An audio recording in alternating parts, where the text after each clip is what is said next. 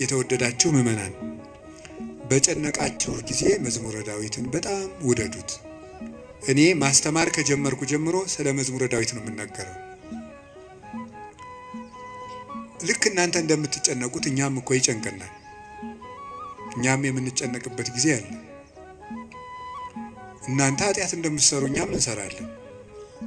በተጨነቅን ጊዜ ግን የምናርፈው ከዳዊት መዝሙር አንዱን በመዘመር ነው። እንዲያውም እናንተ ጥሩዎች ናችሁ፣ እድለኞች ናችሁ። እናንተ ቢጨንቃችሁ ወደ አንድ ቄስ ሄዳችሁ ትናዘዛላችሁ። ቄስ ሲጨንቀው ግን ወደ ማን ይሄዳል? ጳጳሱ ቢጨንቃቸው ከፓትርያርኩ ይሄዳሉ። ፓትርያርኩ ቢጨንቃቸው የት ይሄዳሉ? በወንበር መቀመጥ ዕዳ ነው። አባት መሆን ሌላውን አጽናንቶ ራስ መጽናኛ ደግሞ ይቸግራል። የዚያን ጊዜ መጽናኛ የቅዱስ ዳዊት መዝሙር ነው። እና ያልሆነ ሰው ስልክ ቢደውልላችሁ ማለት ሰው ስልክ ደውሎ ቢያስፈራራችሁ፣ ሰው በስልክ ቢሰድባችሁ፣ ያመናችሁት ቢከዳችሁ፣ አደጋ ወደ እናንተ እየመጣ እንደሆነ ብትሰሙ ከዳዊት መዝሙር አንድ አውጥታችሁ አንብቡ። እዚህ የመጣችሁት ለሕክምና ነው እንጂ እንደ አሬዮስፋጎስ አደባባይ የሚባል አለ ግሪክ ውስጥ። ዛሬ ምን አዲስ ፍልስፍና ይነገር ይሆን ተብሎ ህዝቡ ሁሉ አዲስ ወሬ ለማዳመጥ የሚሄድበት ነው። ስለዚህ መምህር ገሌ ምን ይሰብክ ይሆን ብላችሁ መቼስ አልመጣችሁም። ከብዙ ስራችሁ ከጠበበ ሰዓታችሁ ምናልባትም አንዳንዶቻችሁ ለመኖር ከተቸገራችሁበት ሳንቲማችሁ በታክሲ አውጥታችሁ ነው የምትመጡት። የኔን እረዳለሁ። እኔ አንዳንድ ጊዜ የገጠር ሰው ያሳዝነኛል፣ አንዳንድ ጊዜ የከተማ ሰው ያሳዝነኛል። የገጠር ሰው የሚያሳዝነኝ በሚያሳዝንበት ነው፣ ለነሱ ነግራቸዋለሁ። የከተማ ሰው አንዳንድ ጊዜ የሚያሳዝነኝ ደግሞ በተለይ ታክሲ የሚሰለፍ ሰው ያሳዝነኛል። እውነቴን አይደለም ነግራችሁ አልዋሽም። ሰው ሲሰራ ውሎ ቤቱ ለመግባት ደግሞ ታክሲ ተሰልፎ ብር ይዞም ለካ ደግሞ መሄድ ያቅታል። ወረፋው ደግሞ 1 ሰዓት 2 ሰዓት ደግሞ ይፈጃል። እንደገና ሄዶ ምን ብሎ ታክሲውም ተወዷል አሉ። ከዛችሁ ግን በታምር ሰው የሚኖረው በታምር ነው። ካልሰረቃችሁ በቀር በታምር ነው እየኖራችሁ ያላችሁ አንዳንዱን ማለት ነው። እና በዚህ ሁሉ ነገር መሀል የመጣችሁት ለሕክምና ነው። ሊታከም የሄደ ሰው የታዘዘለትን መድኃኒት ሲውጥ ነው ድነት የሚያገኘው። አሁን የምነግራችሁን ነገር አድርጉት፣ እረፍት ታገኛላችሁ። በተጨነቃችሁ ጊዜ ሞባይላችሁን ከፍታችሁ የሆነ ነገር ወደ ማዳመጥ አትሄዱ። መዝሙረ ዳዊት መኪና ያላችሁ ሰዎች ካላችሁ መኪናችሁ ውስጥ እቤት እንዳለ ሁሉ መኪናችሁ ውስጥ ራሱ አንዱን ችሎ የማይወርድ አንድ መዝሙረ ዳዊት ቢኖራችሁ ጥሩ ነው። የሆነ ወረፋ እኮ እስከምትጠብቁ የነዳጅ ወረፋም ሊሆን ይችላል አላውቅም። መኪና ውስጥ ናችሁ 3 መዝሙር ዘምሩ። መስሪያ ቤት ገብታችሁ ወረፋ እስኪደርሳችሁ አንድ መዝሙር ዘምሩ፣ የዳዊትን መዝሙር። ይገርማችኋል፣ መንገዳችሁ ሁሉ ብርሃን ይሆናል። እውነቴን የምነግራችሁ መቼም ስብከት ድራማ አይደለም። በቅድስና ሕይወታችን አባቶቻችን አንመስልም። በእውነት እኔ በግሌ ብዙ የጎደፉ ኃጢአቶች ይኖሩብኛል። ግን በጸሎት በኩል ያልሞከርኩትን አልሰብክም። ስለዚህ መዝሙረ ዳዊት አጽናንቶኝ ነው እንጂ የምናገረው ያነበብኩትን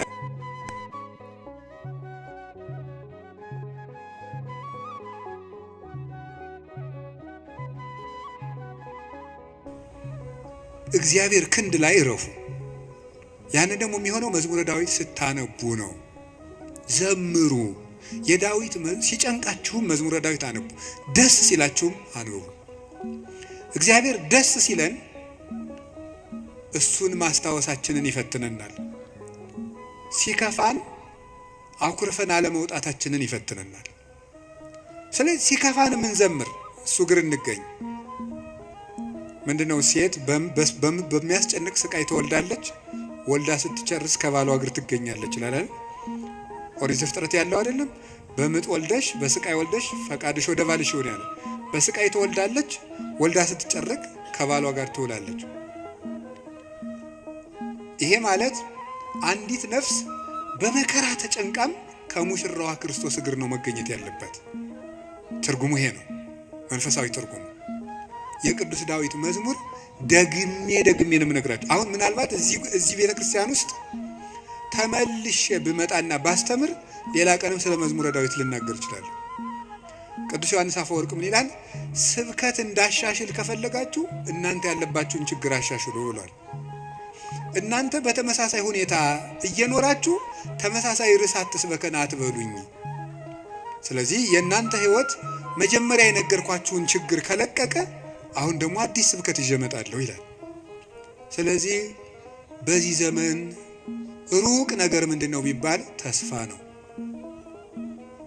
ተቆጥቼ መስበክን ያውን እየተውኩ መጥቻለሁ።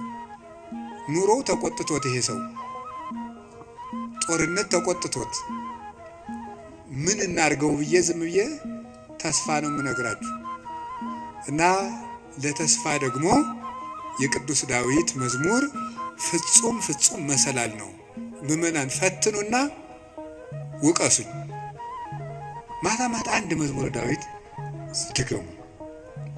ከመተኛታችሁ በፊት እንደው 1 ሰዓት 2 ሰዓት 3 ሰዓት በቃ ከስልካችሁ ፍሪ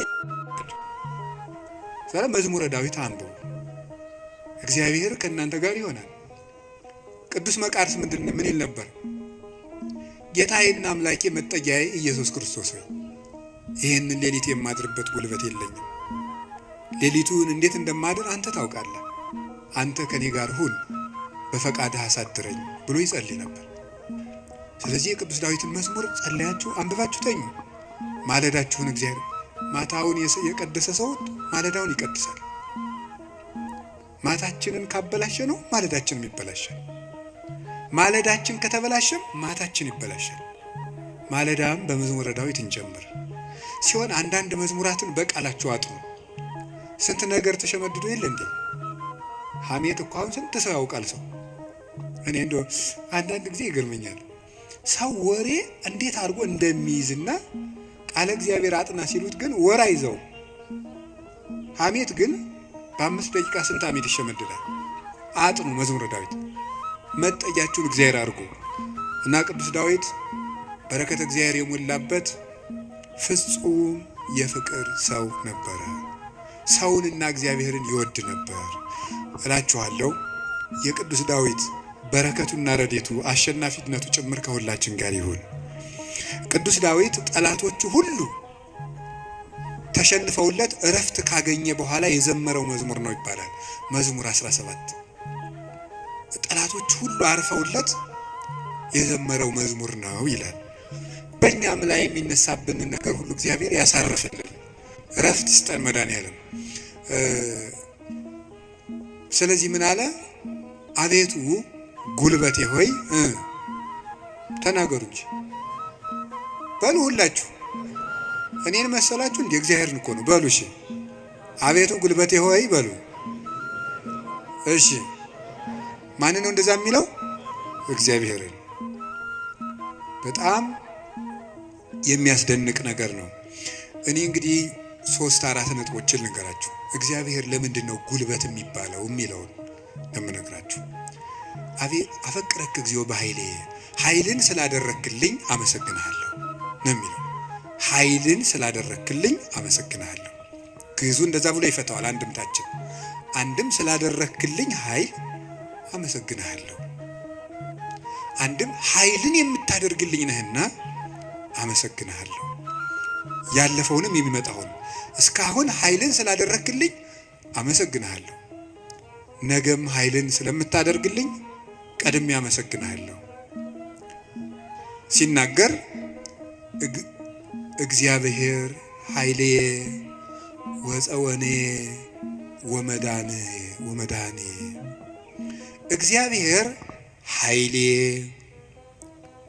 እግዚአብሔር መጠጊያዬ፣ እግዚአብሔር መድኃኒቴ ነው ይላል። እግዚአብሔር ኃይሌ ነው፣ እግዚአብሔር መጠጊያዬ አምባዬ ነው፣ እግዚአብሔር መድኃኒቴ ነው። ሊቃውንት ሲፈቱት እግዚአብሔር ብዋጋ ማሸነፊያዬ ጋሻዬ ብሸሽ መጠጊያዬ ነው ይላል። ሰልፍ በመጣ ጊዜ ድል የምነሳበት እሱ ነው። በሸሸው ጊዜ የማመልጥበት መጠጊያ እሱ ነው። የሚያድነኝም እሱ ነው የሚለውን ሊቃውንት ሲተረጉሙት የማያድን አምባ አለና ይላሉ። የማያድን አምባ አለና እግዚአብሔር ግን የሚያድን አምባ ነው ይላል። ብዙ ሰዎች የተጠጉበት አምባ ሁሉ አላዳናቸውም። አይታችሁ እንደሆነ ማለት ነው። እየሰማችሁ ነው? አዎ። የተጠጉበት አምባ ሁሉ አላዳናቸውም። እንዲያው ብዙ ሰዎችን ሰው ሲያሰቃዩ የነበሩ ነገስታትን ሁሉ አንዳንድ ጊዜ ነገስታትን፣ ኃያላን ሰዎች፣ ንፉግ ባለጸጎች እነዚያን ሁሉ ታሪክ እንደ ቁጭ ብዬ ሳስበው ብዙዎቹ ያ ነገራቸው እንዳጠፋቸው ነው የምታዩት። ጉድጓድ ውስጥ ከተማ ሰርተው የሚኖሩትን ሁሉ መርምሮ አውጥቶ አንጠልጥሎ የሚገል ጥሎባቸዋል።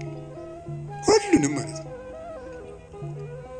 የማያድን አምባ አለና 100 ኪሎ ሜትር የምድር ውስጥ ከተማ ቢሰራ አንድ ሰው አይድንም።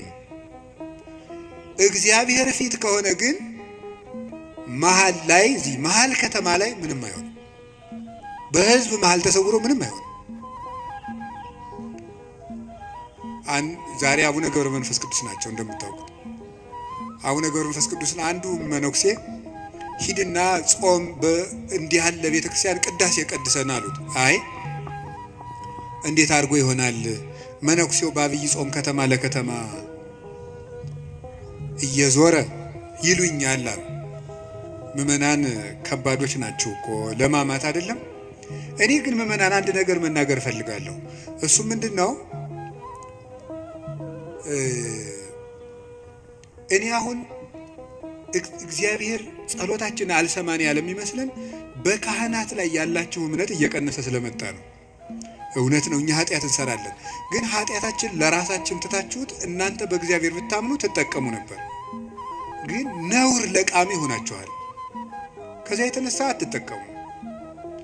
እኔ አሁን ሰሞኑን አይቻለሁ። የሄድኩበት ሀገር ገብቶ ይቀድሳል። ቀድሶ ሲወጣ ሲጋራ እያጨሰ ነው የሚሄድ ቄሱ። አሁን የኢትዮጵያ ካህናት ይሄን ብታየው አትሰቅሉንም? መሀል ከተማ ላይ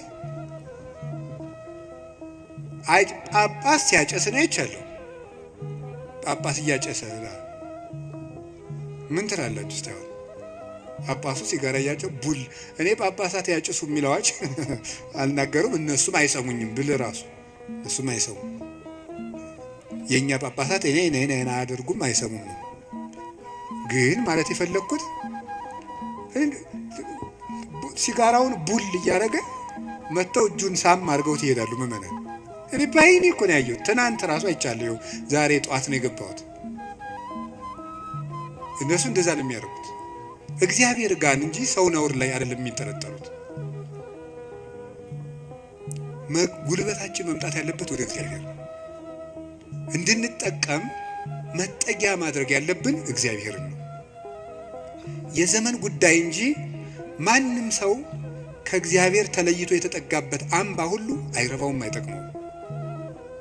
ከእግዚአብሔር የተጠጋ ግን ይኸው ኤልዛቤልን ታውቋታላችሁ አይደለም?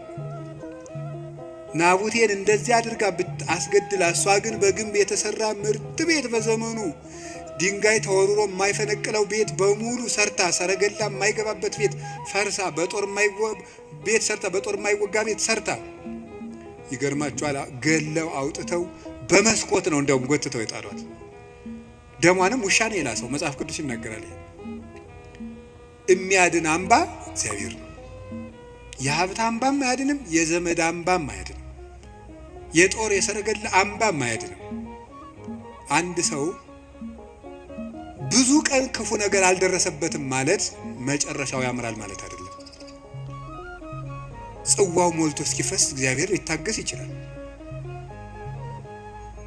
ትዕግስቱን የፈጸመለትና ሰው በቸርነቱ መጠቀም ያቃተውለት ግን የፍርዱን ጽዋ ይቀዳዋል። የሚያድን አምባ እግዚአብሔር ነው። እግዚአብሔር አምባዬ ነው ተጠግቼ የማልፍበት የሚያድን አምባዬ እግዚአብሔር ነው። ዘመድም ስልጣንም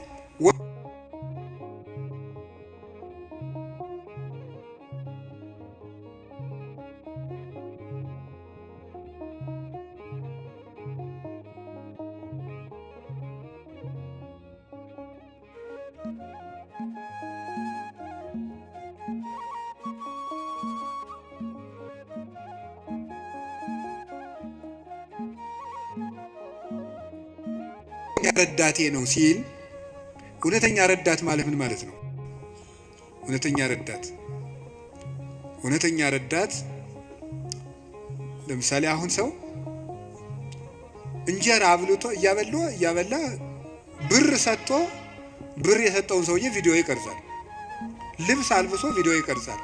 አሁን ደግሞ በእነዚያ ሰዎች ላይም አትፍረዱ። እንደዚህ ስላችሁ አንድ ሰውዬ ነበር ቅዱስ ዮሐንስ አፈወርቅ ሄዶ እንዲህ አለው፣ መምህር ሆይ ምጽዋት መመጽወት እወዳለሁ፣ ስመመጸውት ደግሞ ስመሰገን ደስ ይለኛል። ስለዚህ ውዳሴ ከንቱ ካለበት ጽድቁ አይጠቅመኝም ማለት ነው። ምጽዋቱን ልተወው ትላለህ ወይስ እንዴት ታላድርግ አለው። ተወው አለው። አይ ምጽዋቱን ተወው ካልከኝ ማነው ውዳሴ ከንቱን ተወው ካልከኝ ምጽዋቱን ምተዋለሁ አለው። በል እንግዲህ ከነ ውዳሴ ከንቱ መጽውት አለው። ምክንያቱም ሰው አዝመራ ዘርቶ ምንም ባይጠብቀው ለእሸት ያህል ጥቂት አያጣም። አንተም ከነ ውዳሴ ከንቱ ስጥ ዝም ብለህ እግዚአብሔር በረድኤቱ ዋጋ አይነሳህም አለ። ስለዚህ እገሌ መመስገን ፈልጓል አትበሉ። ይፈልግ፣ እኛ ምን አገባን? ይፈልግ ማለት የፈለኩት ግን እውነተኛ ረዳት የተባለው በመርዳቱ የማይመካ እግዚአብሔር ነው። በመርዳቱ አይመካም። ገብቷችኋል አይደል? አንዳንድ ሰው ሱሪ ገዝቶ አቀማመጣችሁን ሁሉ ኦዲት ማድረግ ይጀምራል። ሱሪ ከገዛላችሁ አንተ ጭቃ ላይ ለምትቀመጥ ምን ሱሪቱን እያየ ነው እሱ ስለገዛ እንጂ ይችላል። እኔ አላየሁም፣ እንደዛ የሚያደርግ ሰው አይቻልም። እንደሱ ነው የምታደርገው የሚል ማለት ነው።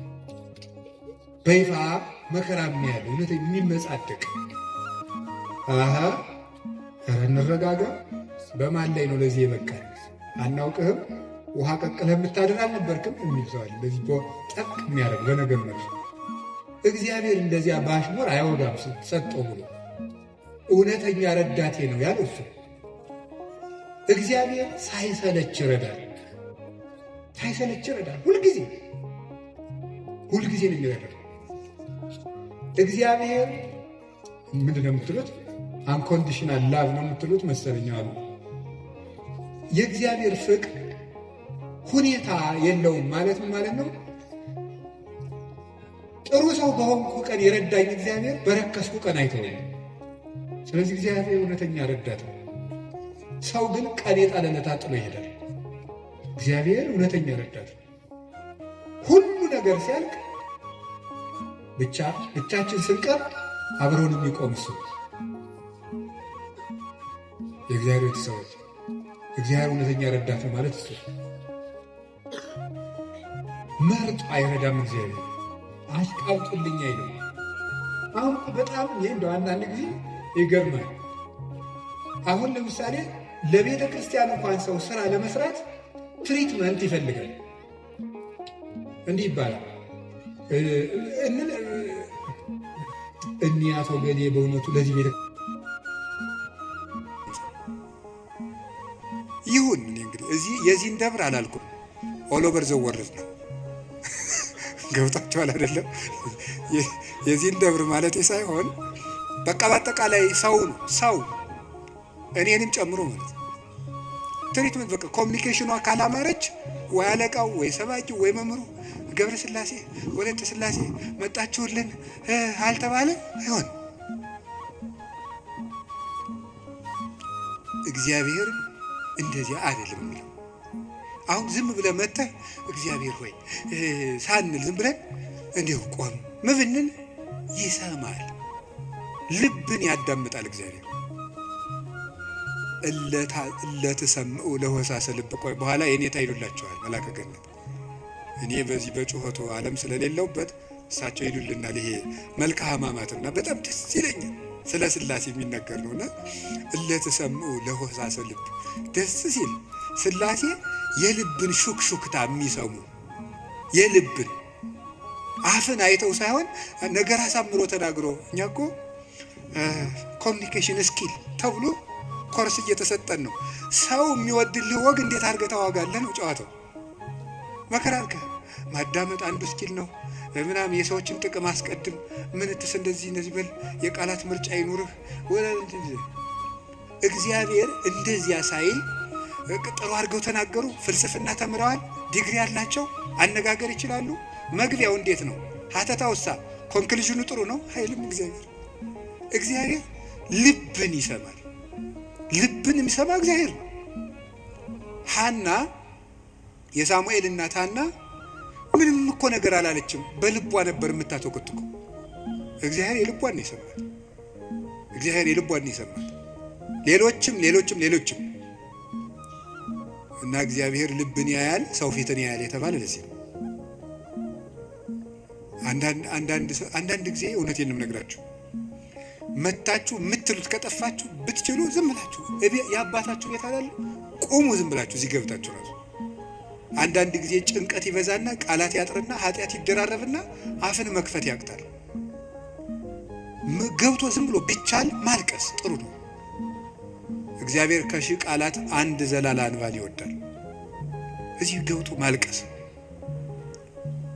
እና እግዚአብሔር እውነተኛ ረዳቴ ነው።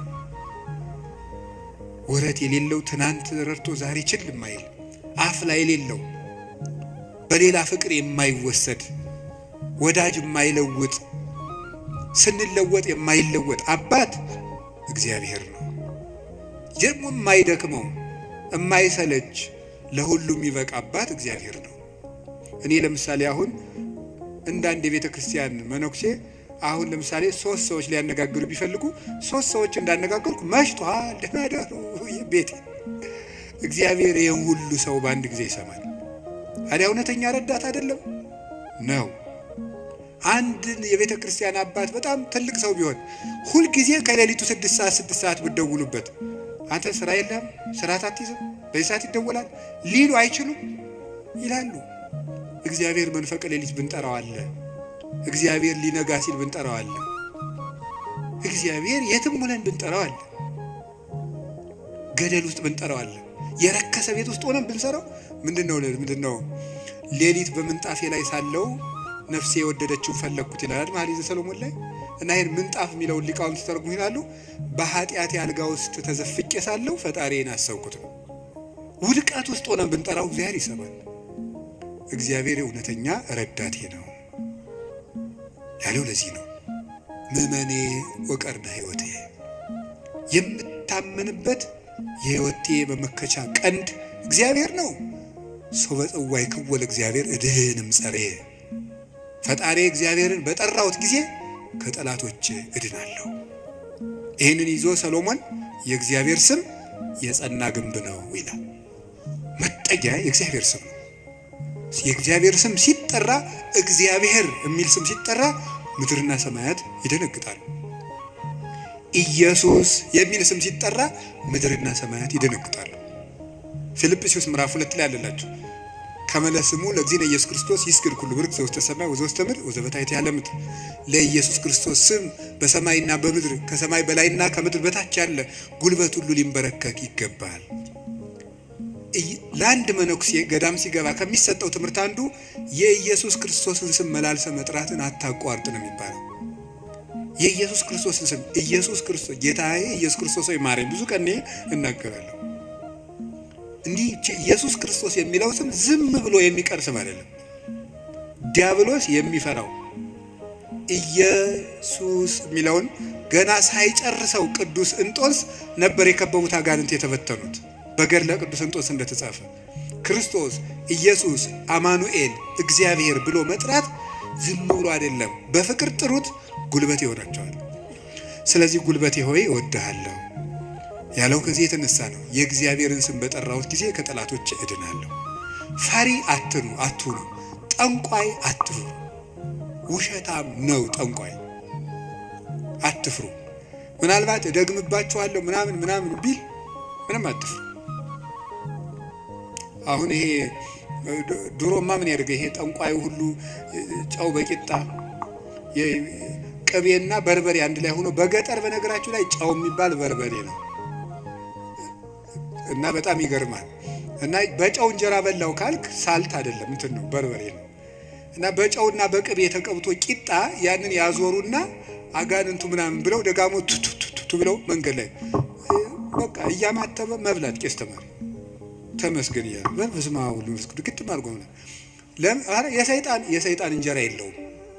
ማን አባቱ ነው ለሰይጣን እንጀራ የሰጠው? ይቅርፋት አምዳ ምንም የለው ማምላክ።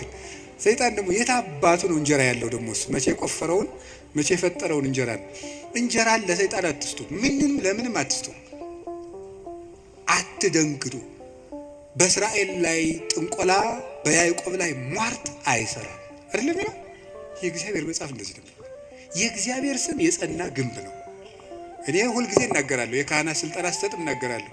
ምናልባት ድግምት የሚችል ሰው ካለ ጀግና ለዋለሁ ይድገምብኝ ብያውቃለሁ። አሁንም ይቻላል።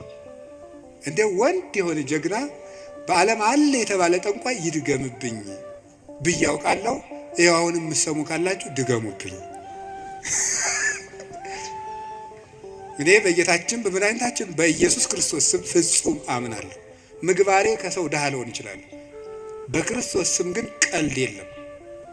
ስሙን በስመ አብ ወወልድ ወመንፈስ ቅዱስ በጠራሁት ጊዜ ውዬ ባድር አንዳች እንደማይዞረኝ አምናለሁ። እውነቴን ልነግራችሁ። አሁን እኔ ሰው በጫማ ይደገምበታል በምናምን ይችላል። እኔ ጫማዬን ትቼው ነው የምመጣው፣ ውጭ ትቼው ነው የምገባ። መድገም ይቻላል። 4 ነጥብ። ምንም አልሆነም። እናቱ ድንግል ማርያም ለኔ መጠጊያዬ ናት። በእናትነቷ ምንም ቢሆን ከሷ አቅፍ እጠጋለሁ።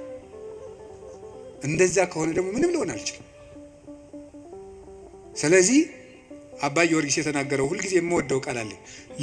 ለመኮነ ሰማይ መድሄ ወምድርኒ ማይረጸ እመተጣበቁ ለሐሪጾቴ ምንተ እንከ ይረስዩኒ ለማ አንቲ ምስሌ። ሰማይ መጅ ምድር ወፍጮ ሆኖ አጣብቀው ቢፈጭኝ አንቺ ከኔ ጋር ከሆንሽ ምን ሆናለሁ? ኦግዝቴ ቅድስት ድንግል ማርያም ዘበብራይስጢ ማርያም፣ በብራይስጢ ማርያም የምትባይ እመቤቴ ቅድስት ድንግል ማርያም ሆይ ለመወልድኪ አፍቀረኒ መኑ ይጸልአኒ። ልጅሽ ከወደደኝ ማን ይጠላኛል? ፀሐይ ይሴብሐኒ ወወር ይባርከኒ ወከዋክብት ይቀድሱኒ። ልጅሽ ከወደደኝ ፀሐይ ይዘምርልኛል፣ ጨረቃም ያመሰግነኛል፣ ከዋክብት ይዘምሩልኛል። በእኔ ላይ ማንም በጠላትነት መነሳት አይችልም ይላል አባ ጊዮርጊስ። ልጅሽ ከጠላኝ ግን ማን ይወደኛል ብሏል። ሰውን ልላችሁ የፈለግኩት ፈሪ አትኑ። ጠንቋዩን ይሄ ምናምናም ውሸታውን እንደዚህ የሚለውን አትስሙት። እደግምብሃለሁ፣ ማንም ድሪቶ የፈለገውን ቢያይ ፈሪ አትሆኑ። በሙሉ ልቤ የማምነውን ኢየሱስ ክርስቶስን እንዲህ እናገራለሁ፣ እውነቴን ነው።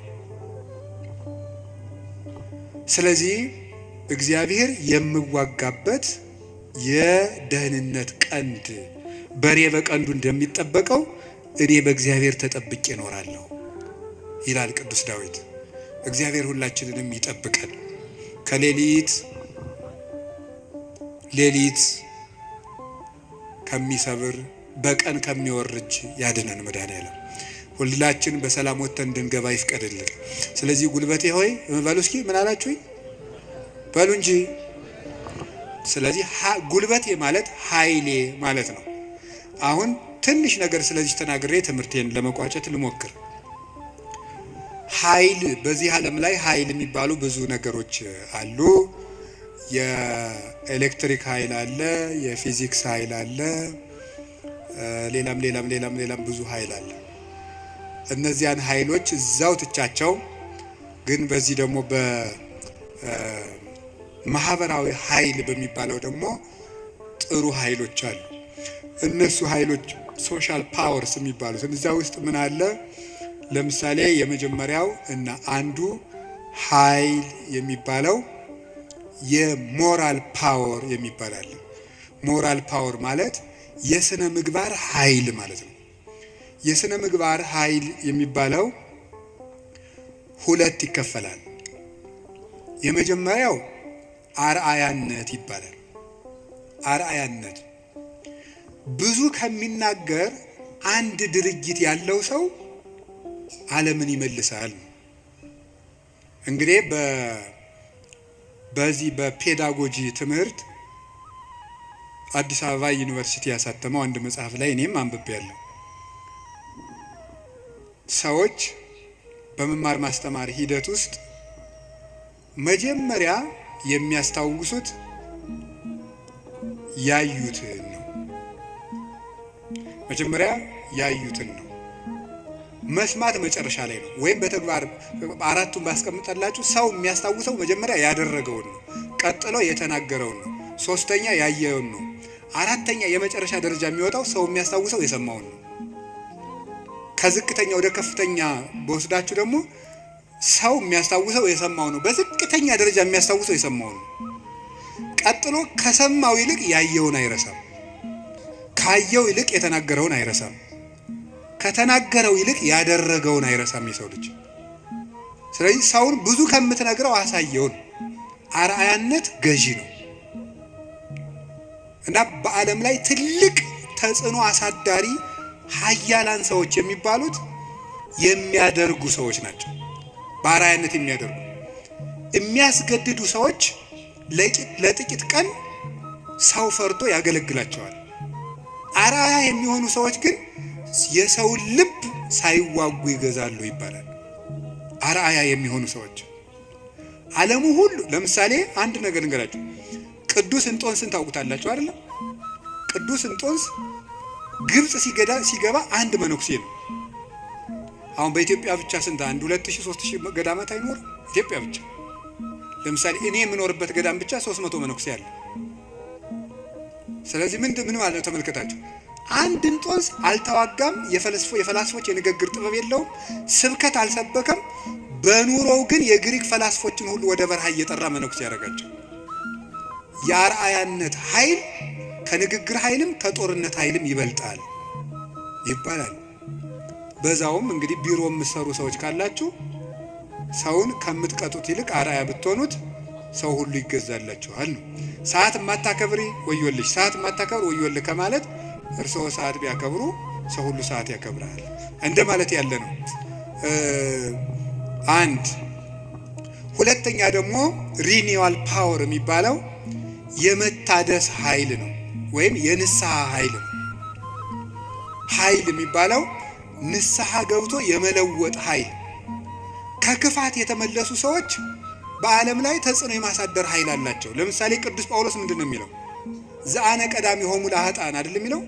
እኔ መጀመሪያቸው የምሆን ኃጥአንን ከኔ ጀምሮ የእግዚአብሔር ፈቃድ ለሰዎች ሁሉ እንዲድኑ ነው ነበር ያለው። ስለዚህ ንስሐ የገቡ ሰዎች በዓለም ላይ ተጽዕኖ ይፈጥራሉ። ቅዱስ ጳውሎስ የመጀመሪያው፣ ቅዱስ ጴጥሮስ፣ ማርያም ግብፃዊት፣ ሙሴ ጸሊም የግብፅ ገዳማትን በሙሉ መዓዛው በሙሉ ያወዳል። ቅዱስ ዳዊት የንስሐ ሰው ነው። ሰሎሞን የንስሐ ሰው ነው። ንስሐ የገቡ ሰዎች ኃይል አላቸው።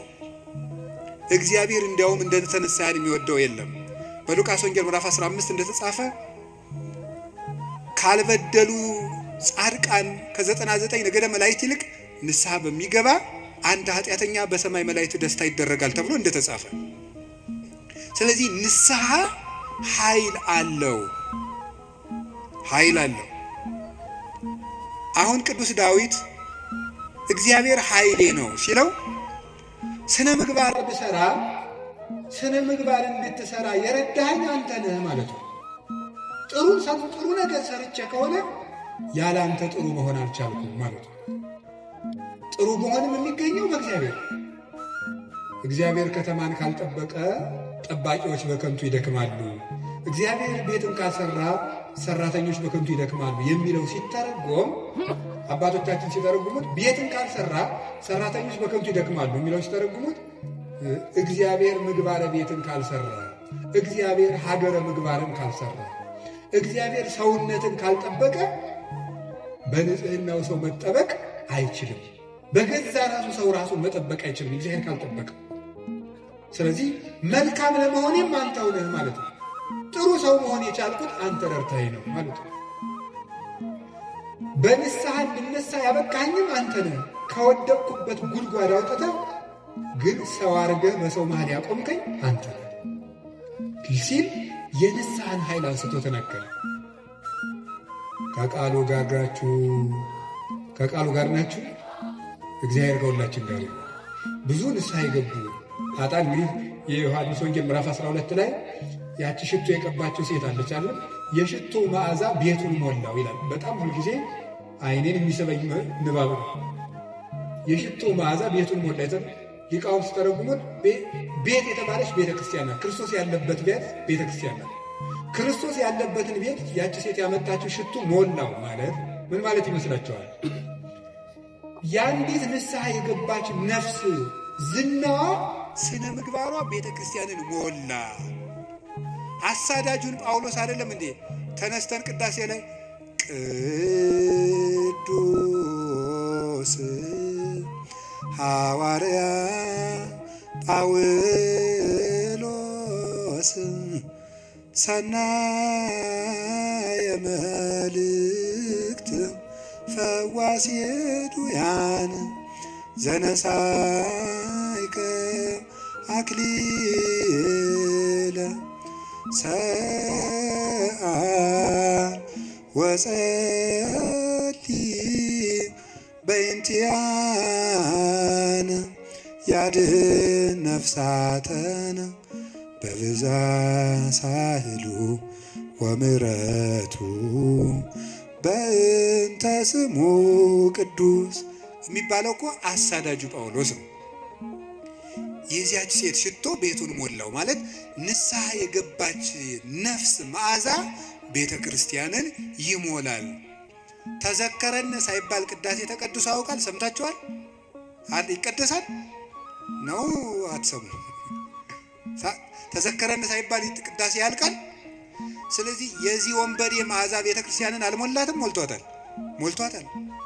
በቀኝ በከመ ተዘከርኮ ለፈያታዊ ዘየማን በቀኝ የተሰቀለውን ወንበዴ እንዳሰብከው እኔንም አስበኝ። ሁልጊዜ የዚህ ወንበዴ መዓዛ ቤተ ክርስቲያንን ሞላት ክርስቶስን ስለለበሰ። አዲያ ወንበዴን መልሶ በቤተ ክርስቲያን ዓመት ሙሉ ስሙ እንዲጠራ ላደረገ አምላክ አቤቱ ጉልበቴ ሆይ ንገሩኝ እወድሃለሁ መባል ይገባዋል። የኃጢአትን ሸክም ፈንቅዬ ወጥቼ በፊትህ እንድቆም ያደረከኝ አምላኬ ሆይ ጉልበቴ ሆይ እወድሃለሁ። የጨለመብንን ነገር ሁሉ በትንሣኤው ብርሃን ያርቅልን። ለተጨነቁ ሁሉ መድኃኔዓለም ሰላምን ይስጥልን። አቤቱ ጉልበቴ ሆይ እወድሃለሁ። ወስብሐት ለእግዚአብሔር።